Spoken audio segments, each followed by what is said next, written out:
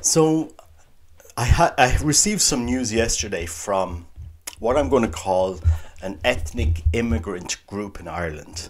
And I'm going to be very vague in this video for now, because I don't have all the facts in this, and I don't know. I don't want to bring people's names into this video, but I just want to focus on something that actually happened to some Catholics in Ireland who were targeted by an Irish bishop in a way that this Irish bishop would never target Irish Catholics. So I'm going to paint a scenario here. This is all true, all backed up with facts. Can't reveal my sources, but I'm just going to paint you a scenario here. That a scenario where a group of Catholics come from another country to Ireland to look for jobs, left their families, economic pressures, so forth, came to Ireland to work here. They end up picking fruit, working in Lidl and Aldi, working in McDonald's, cleaning houses, cleaning factories, working in bars, restaurants, etc., etc. A lot of jobs that are very manual, physical jobs, minimum pay, and so forth. So this group of Catholics comes to Ireland, and a bishop in Ireland asks for their home country to send a priest who will help minister to them and to integrate them into the Irish church. Listen to this, integrate them into the Irish church. This group of Catholics comes to Ireland.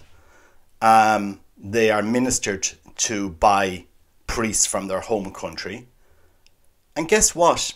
They look around Ireland and they see, okay, well, we were formed as Catholics to do X, Y, and Z in our home country. Our bishops and our priests said that the Catholic faith had to be lived in such a way. And we come to Ireland and we're being asked to integrate with a church which has no faith. It has no faith. And I'm not here talking about traditional Latin Mass and contentious areas in the faith. I'm just talking about basic things like this. The Catechism of the Catholic Church. Okay? So I'm going to paint you some examples of what has happened. For example, in Ireland, in their home country, if they go to Mass, there will be confessions before Mass. Run of the mill. Priests have always said to them, go to confession before you go to communion. Make your soul clean before you go to the communion. For example, a priest will say to boys, you cannot look at porn and then expect to come to Mass and get communion. You need to go to confession. You need to change your lives. Basic things that, we have in the new Catechism of the Catholic Church. I'm not talking about anything traditional here. I'm not talking about, the Baltimore Catechism or anything. I'm just talking about basic John Paul II Catechism of the Catholic Church. Okay?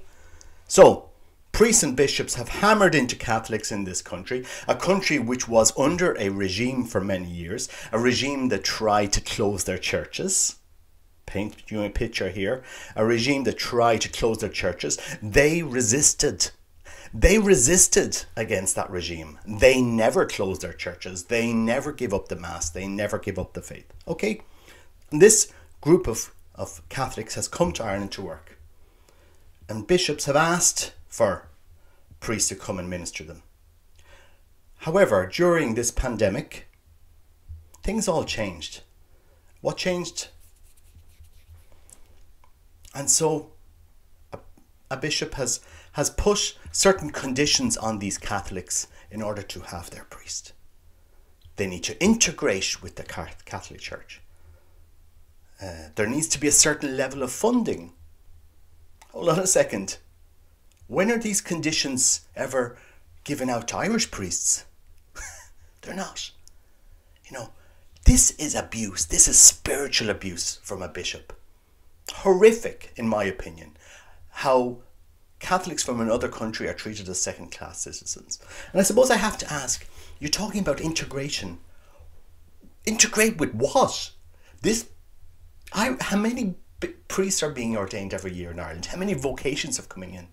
Over the last few years, what do you think these Catholics would have seen in the Irish news? For example, in Maynooth, seminarians using Grindr to look up connections. Seminarians leaving Maynooth and exposing the corruption in Maynooth. And you want them to integrate with that. There has been seminarians from this ethnic group who have gone to Maynooth and come out saying never again, and warning people in that ethnic group, do not go, do not integrate with the Irish Church because there's nothing there. For example, in the Catholics, where they come from, priests and bishops have said, respect the Eucharist, kneel for the Eucharist, receive the Eucharist on the tongue, as has been the tradition of the Catholic Church for many years.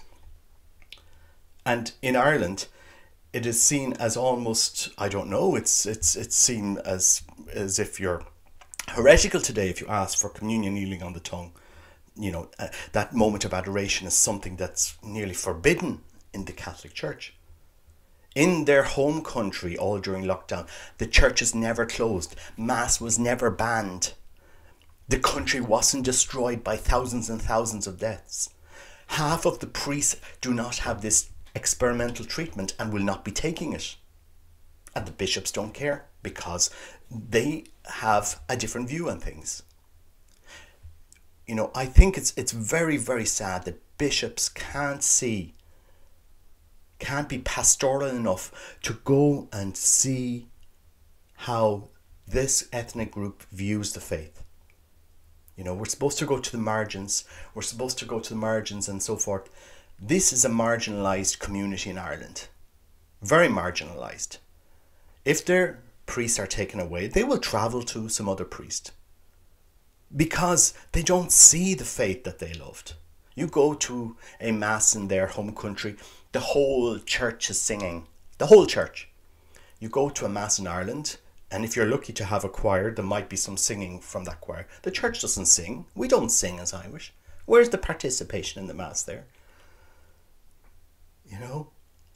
And I just think it's very sad that this bishop, and I haven't asked him questions, so I'm not going to name names, and I'm not going to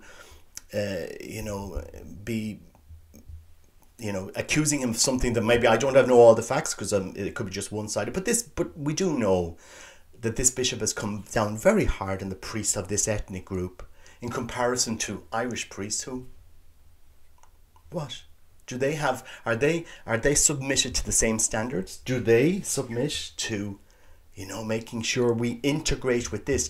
This is the only thing Catholics need to integrate with. What is written here? What is in the Catechism of the Catholic Church? This is the faith that Irish bishops need to integrate with. At Christmas we saw the Archbishop of Armagh lead a mass at midnight mass with dancers going around the church, going around the altar.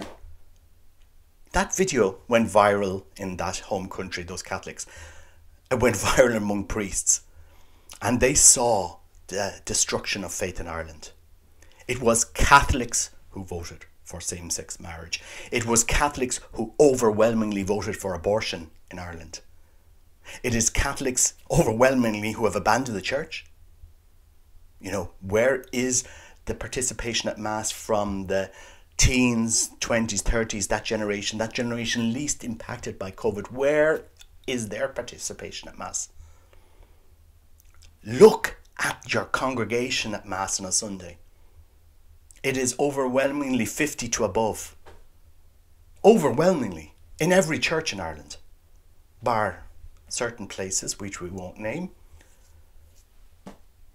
Are you asking ethnic Catholics from other countries, ethnic minorities from other countries to integrate with that?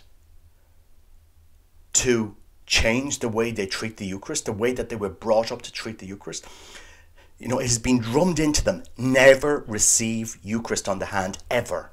Ever. This is from bishops, priests and above. Ever, under any circumstances, never receive communion on the hand. And that has been part of the Catholic faith. That has been allowed.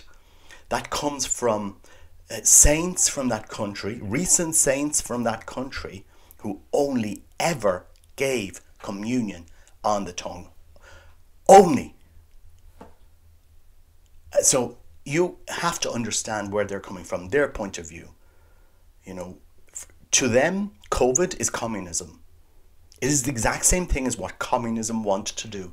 Close the churches, destroy the Eucharist, destroy the ministry of the priest. It is exactly the same thing as what communism is.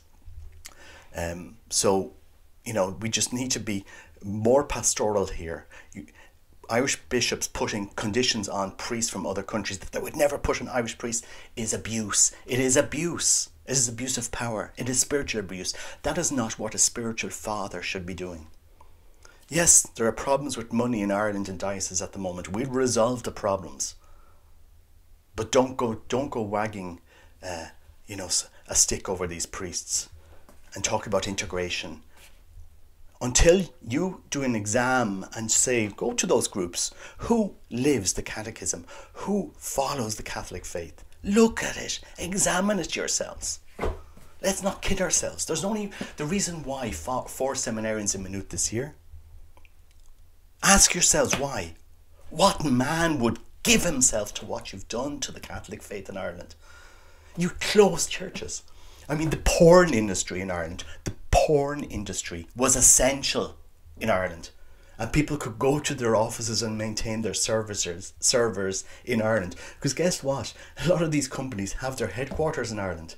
That industry was essential. The abortion industry was essential in Ireland. Alcohol industry and so forth. And you? The Catholic faith? Churches? What? Anyway, enough said. Happy Christmas. Happy New Year. A very passionate topic for me, but I suppose I'm going to ask the question again. Integration. Integration with what? God bless.